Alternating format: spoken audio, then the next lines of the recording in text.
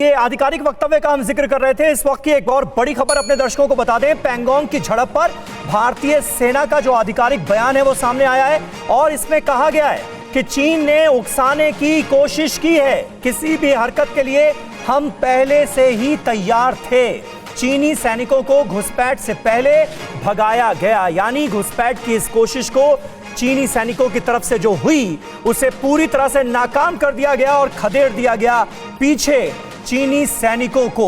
और यह भी साफ तौर पर कहा गया है कि इस तरह की हरकत चीनी सैनिक कर सकते हैं, इस बात का इल्म हिंदुस्तान को पहले से ही था और हिंदुस्तानी फौज की तरफ से इसीलिए पूरी तैयारी कर ली गई थी। सुमित चौधरी हमारे साथ मौजूद हैं और वो अब आपको तफसील से बताएंगे कि 29 और 30 अगस्त की जो दरमियानी रात थी उसमें चीन की तरफ से किस तरह की हिमाकत करने की कोशिश गलवान के बाद एक बार और की गई है। सुमित, देखिए समीर, ये 29 तारीख की रात को ये कहा जा रहा है कि लगातार ये पहाड़ी इलाका जो है, अगर आप इसको थोड़ा सा समझने की कोशिश करें, जो ये लाइन मेरी तरफ से जा रही है, यानी इस तरफ जो मेरी लाइन जा रही है, इस लाइन को अगर आप देखें तो ये समझ में आएगा आपको कि ये सारी लाइनें एलएसी की लाइनें हैं। और ये खास बात ये कि इन इलाकों के अंदर जब दोनों तरफ से स्टैंड ऑफ था, जब दोनों तरफ से चीज़ें थी, तो उसी के बाद चीन ने कोशिश की कि इसकी यथास्थिति को बदला जाए। और इस यथास्थिति को कैसे बदला जाए, यानी जब कन्फ्रंट्रेशन फिंगर 4 के पास के इलाकों में है,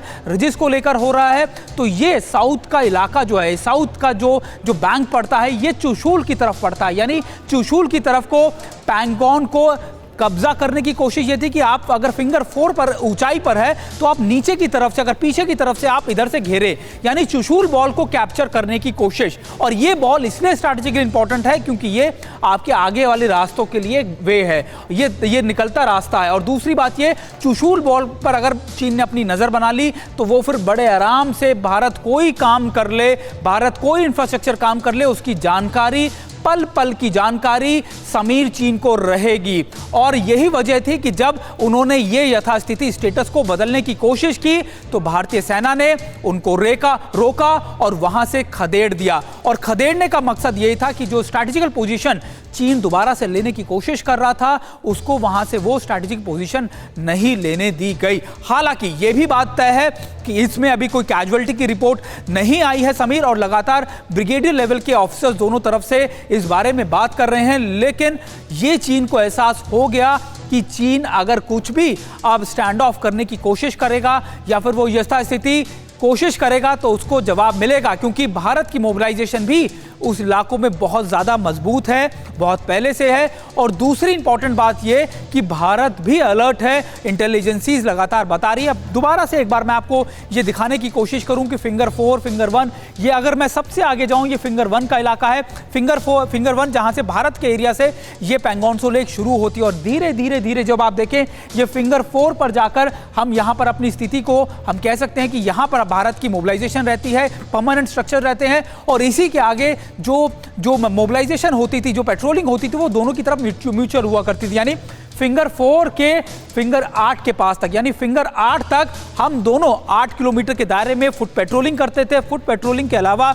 बोट से पेट्रोलिंग की जाती थी। अगर आप देख रहे हो कि ये बोट जो है ये लगातार यहाँ पर पेट्रोलिंग करती है। इसके अलावा बैंक्स पे, इन रिवर बैंक्स के पास के इलाकों में फुट पेट्रोलिंग हुआ करती थी। भारत ने भी अपनी एक सड़क थी जो फिंगर 3 से फिंगर 4 की तरफ बढ़ाई थी और इसका मकसद, इसी चीज़ों को लेकर, डेवलपमेंट को लेकर चीन लगातार बौखलाया हुआ था। और यही वजह है समीर कि चीन अब इन इलाकों के अंदर अपनी स्थिति को बहुत ज़्यादा मजबूत करना चाहता है, क्योंकि उसको लगता है कि भारत ने बहुत तेज़ी से अपने इंफ्रास्ट्रक्चर को बढ़ाया है। और यही वजह है कि वो साउथ बैंक पे फिंगर 4 की रिजिस पर ये स्ट्रैटेजिक पोजीशंस बरकरार रखना चाहता है। समीर, बिल्कुल सुमित, बने रहे आप हमारे साथ। अभिषेक उपाध्याय का रुख करते हैं, उनके पास कुछ और इंफॉर्मेशन आ रही है। और अभिषेक, अभी लगातार इस खबर के सामने आने के बाद जो एक्सपर्ट्स से हमारी बात हो रही है, ज्यादातर एक्सपर्ट्स ये कह रहे हैं कि पैंगोंग त्सो इलाके में दरअसल चीन भटकाने की कोशिश भी कर रहा है। असल निशाना जो है वो डेप्सांग का इलाका है, जो कि सामरिक दृष्टि से बहुत ज्यादा महत्वपूर्ण है, ये हम सब जानते हैं। क्या आपको लगता है ऐसा?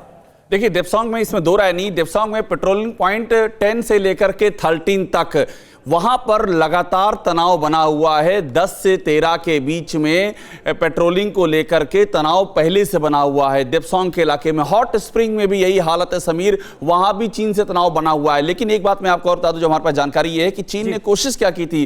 चीन ने इन दक्षिणी किनारों पर जो वो घुसपैठ 29 और 30 अगस्त की दरमियानी रात की है, उनकी कोशिश थी वहां पर टेंट लगाने की, उनकी कोशिश थी वहां पर बंकर स्थापित करने की, जो ये पहले करते आए हैं। ये उनकी कवायद थी। अगर इसमें वो कामयाब होते तो वहां पर टिक जाते, लेकिन ये कामयाब नहीं हो पाए। बड़ी शूरवीरता के साथ भारतीय जवान ने उनको वहां से पीछे ढकेल दिया और वो पूरा एरिया खाली करा लिया जहां वो घुसने की कोशिश कर रहे थे। अड़ी सोमवार से शुक्रवार शाम 6 बजे सिर्फ TV9 भारतवर्ष पर।